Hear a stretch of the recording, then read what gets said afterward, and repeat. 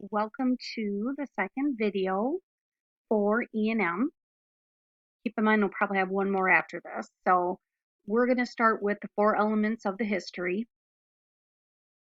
and each slide it pretty much explains. So here we have the chief complaint, which is subjective. It's the reason for the encounter.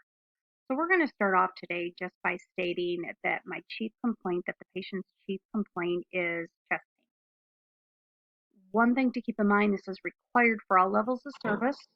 It may not be stated as a CC, but a lot of times you infer it from the documentation, such as I'm coming in, my stomach hurts really bad, or I'm having abdominal pain. It's subjective. So the next one is history of present illness. So with the history of present illness, it's a description of development of current illness. The patient describes it. If a patient cannot answer for themselves, sometimes a parent, guardian, or somebody else may get that information. And with an HPI, there is 8 elements the provider has to document. This year, you won't be picking out the HPI. Next year, you will when you actually start auditing. Like I said, this year it's going to be pretty much, if you look over here, you will be given, and you'll see in your book, if it's detailed, expand problem focus, what level of history you're dealing with. So let's just kind of look at a dialogue here with the physician and patient. So development of the CC, here they're saying abdominal pain. Okay, so the patient says it started Thursday night, it was mild. During the night it got worse. Friday morning I went to work but had to leave because the pain got so bad. That's the history of present illness. And the patient may say, I've never had it before like this. I took a few antacids, it didn't help. That's the history of present illness. So a lot of times with this, the patient will say the pain was in the lower left-hand side, a little bit towards the back. Actually, okay, then we go into qualities. It a sharp pain? Pain is really sharp and constant. So I would recommend to make sure you keep this PowerPoint, even for next year. This gives some good examples when you are starting to audit yourself. Severity, is the pain intense, moderate, mild? This is all in, once again, the history of the present illness. Duration, how long has the pain been present? It's been going on for 3 days now. Timing, patient continues, it just doesn't go away. Is it there all the time? Does it come and go? So context, when does it hurt the most? Example, climbing stairs. I know when I climb stairs, sometimes, you get some extra pain. Pain is just there. It doesn't matter what I'm doing. So modifying factors, what are you doing to make this pain better? Does anything make it better or worse? Nothing. I do makes it any better, or I take aspirin, there's no relief. So any associated, yes, I have nausea when the pain is worse. So those are all history of present illness. One thing to keep in mind, I am going through right now 4 different components of history. We talked about 2. We talked about the chief complaint, and we just got done talking about the history of present illness. Now the next component of history is review of system. Again, this is subjective. This is the patient telling the physician, nurse practitioner, physician assistant, what is wrong with them. So we have organ systems. There's 14 different elements. So with that, respiratory and cardiovascular, we're going to say, are covered here. Does not usually review the musculoskeletal system for CC of chest pain. Example, a patient who sustained trauma from an auto accident and cannot discern the difference. Medical necessity for the number of OCs, we'll get into that. Inventoried must be implied or documented. So constitutional, okay, so keep in mind this is review of systems, not the exam. So when they take your weight, check you for a fever, loss or gain weight, I should say, your eyes, organ systems, your ears, nose, mouth, throats, and organ system, and so is cardiovascular. So with this, you're telling the physician, keep that in mind. So when you look down here, so what kind of eye or information would review of systems be for the eyes? So this would be, have you had glaucoma, okay, or cataracts? It's not the doctor examining your eyes. It's you giving that information. Same thing with ears, nose, mouth, throat. The doctor would be saying, how is your hearing? Or have you had any nasal congestion? Cardiovascular, have you had chest pain, tachycardia, palpitations, edema, vertigo? It's the doctor asking the patient, not examination. Same thing for respiratory. Once again, are you have shortness of breath, wheezing, gastrointestinal? They get into how's your appetite been, nausea, have you had bleeding from the rectum, genitourinary, painful urination, have you had a sexually transmitted infection, disease? So all of these is the patient, I should say, are the patients telling the physician or practitioner. All right, so let's go to, we have more. Once again, there's 9 of them. Okay, so I talked about chief complaint, which is part of the history. So if I look over here for key components, I have history. We're still on history. 3 key components. So now the last key component is past family or social history. So this would be anything, major illnesses in your past history, social history. They may ask you anything from smoking, drinking.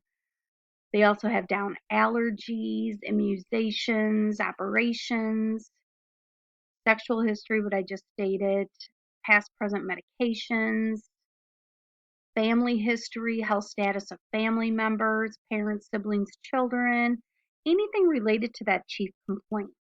You're not going to go in there with chest pain and they ask you possibly, has anybody in your family had, something totally unrelated. It's going to be related to that chief complaint. Okay, so this is how we get our 4 history levels. Once again, this year you're not going to have to figure it out. They're going to tell you, but there's a sheet that we use in auditing to figure out what level of history. So it's either, if you look over here, problem focused, which is PF, which is going to be the lowest level. We have expanded problem focused, which is the next level, and you see these used, in different areas. Then we go to detailed, then we go to comprehensive, okay? And they're used throughout all of the E&M, okay? So those are my history levels. So if in one of your examples it states patient had an expanded problem focused level of a history, you would circle that if you know it's going to be an outpatient consult. Or, okay, once again, we know our office visits, it's just on medical decision making or time. All right, so we have the 4 different levels for history.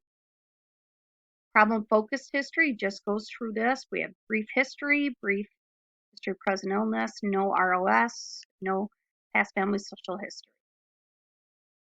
And it just kind of goes a little bit more, is covered and expand problem focused, a little more detailed. And then you can see here everything's complete or extended for comprehensive. So with the history, comprehensive, it just kind of goes, this is a nice little figure. And again, this is in your book. So examination. So once again, we have 4 different levels for the exam. As you can see here, problem focused, expand problem focused, detailed, comprehensive, comprehensive. With the exam, we have 4, and then each one gets a little bit more detailed. One thing to remember is that examination right here is hands-on. the doctor actually examining the patient, where history is subjective. A couple of different things you need to make sure that you separate. So with that, we have 4 levels of the exam. When we figure out the exam, you look at body areas and organ systems. You will not have to do that this year. It will be pretty much given to you when you go ahead and try to figure out, or when you do figure out the code itself and what level of service.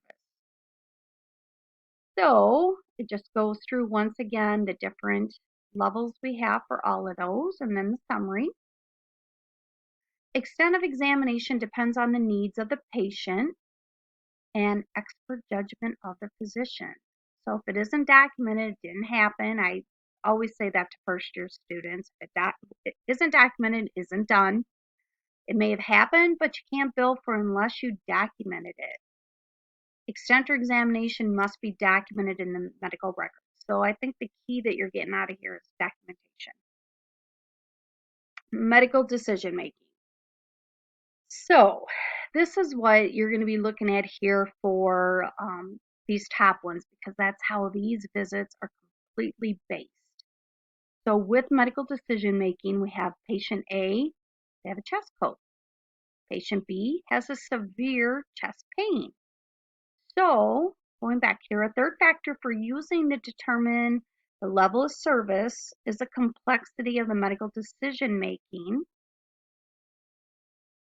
We go down here. Why is medical decision making important from a coding standpoint? Because the greater the complexity of the decision making, the more costly in time and resources to get to that diagnosis and treatment plan. So that's why this is really important. This complexity is reflected in coding for the E&M. We have 3 different elements.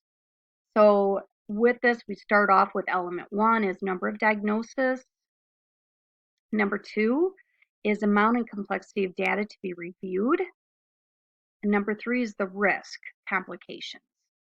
So when we do our auditing, this year you will be told the decision making or the time for these. And even down here, you will be told what medical decision making level it is. All right, so let's go ahead. Management options based on the number of possible diagnoses, definite or differential, various ways a condition can be treated. Lab radiology, any test procedure, results documented in the medical record. Results should be documented. This all comes into risk. Okay, so then we have the risk, your risk levels.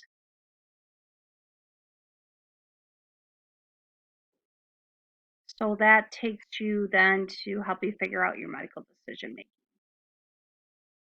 So just a quick review, we have the 3 key components: history, exam, medical decision making. We have history. First of all, right, if you look over here, you have the 4 levels of history. You have problem focus, expanded problem focus, detailed, comprehensive, and pretty much in all the examples that you get this year will state which level. Same thing with exam. That's our second key component. We have the 4 levels also. Medical decision making, and they figure it out by looking at the diagnosis, the data to be reviewed, and the risk. Then you have the 4 levels, as you can see over here. And this is what you go by for your office visits for new or established patients. The contributing factors: counseling, coordination of care, nature of presenting problems. How will they be reflected? We'll kind of talk about that in the next video. I'm going to give you some examples on how we figure these out. So stay tuned.